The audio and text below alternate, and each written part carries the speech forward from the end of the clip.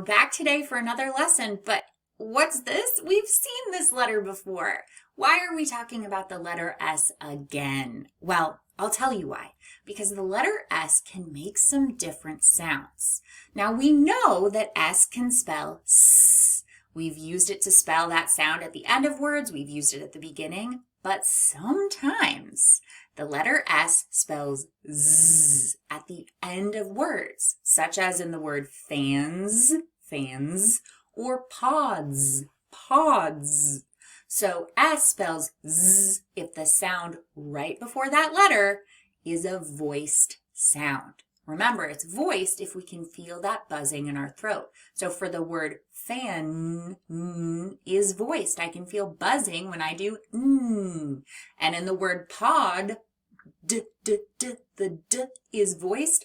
I can feel that buzzing in my throat. So that's why you end up with fans and pods. When I'm remembering that S sometimes spells Z, some of the words that help me to remember that are the word fans, like we just talked about, except this time it's fans like someone being a fan of something. Like I'm a big fan of pop music, or I'm a big fan of rock music. And that's another word, music. Music. That Z in the middle of music, that sound is being spelled by the letter S. This is the word fan.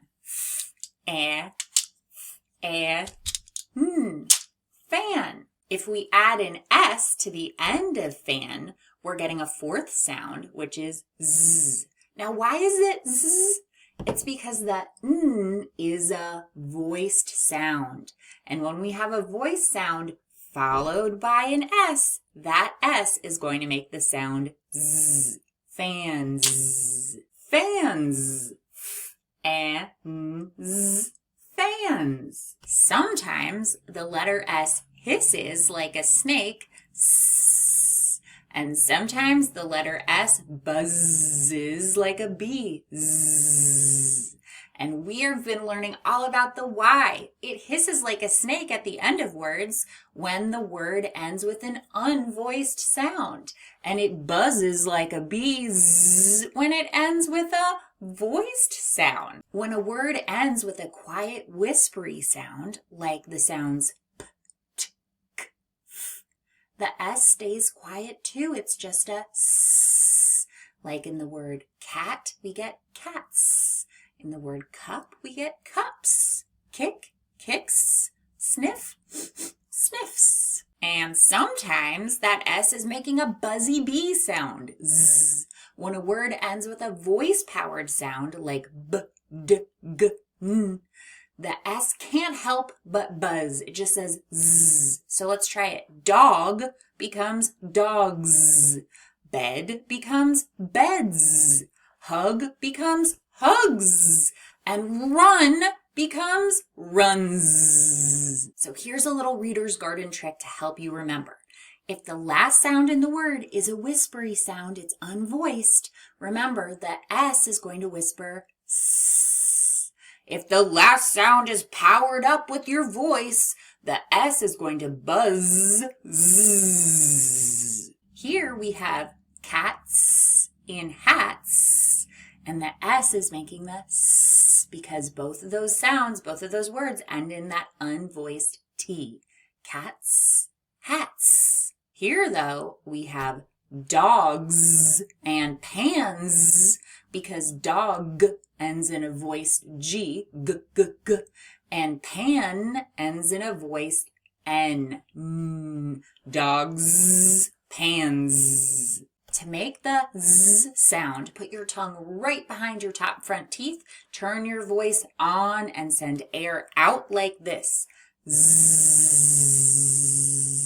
The Z sound is continuous, which means it can be stretched out. Z. Z. I think this is one of the most fun sounds to make. When you're making it, you will feel a vibration both in your throat and in your mouth. Can we say z, z, zebra, z, z, zebra? Now let's check out our consonant sound wall. We see the Z right next to the S that we were just talking about, the S sound. They're both in the same rectangle, which means they're both under the heading for tongue behind top teeth and next to the row heading for fricative. So that's where we can find this sound. It's almost right in the middle of our consonant sound wall. Z, z, z. Let's go ahead and practice reading a few words that have this sound. At the top of page 3, next to my red arrow, let's read pans, pans. The orange arrow, in, fins, fins. Go to the top of page 4, teal arrow, dog, dogs. And next to the blue arrow, sud, suds. You read 4 words that all end with the buzzing S sound.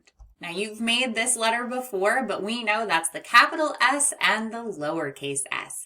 And we know that to make it, it's the same arm movement, except the capital S is just a bigger version of the lowercase s. Oops, sorry, I said capital. I also mean uppercase. Capital and uppercase mean the same thing, and they can be used interchangeably by teachers sometimes. So if I ever say that, that's what I mean. I mean uppercase. So let's go ahead. We're going to start just beneath that top line to make our S. We're going to curve up and around, going past the middle, curving down, going a little bit past up the bottom, and stop. There we are. We made our S. And let's do our lowercase s. We'll do it just between our middle and our bottom. Starting just below the middle, we'll do a little curve, curve, curve, curving around the other way, curving back up, and stop just above that bottom line. And that is how you make your uppercase and your lowercase s. And if you want more practice opportunities, they're available for you to download in the link below. Just head over to my Teachers Pay Teachers store.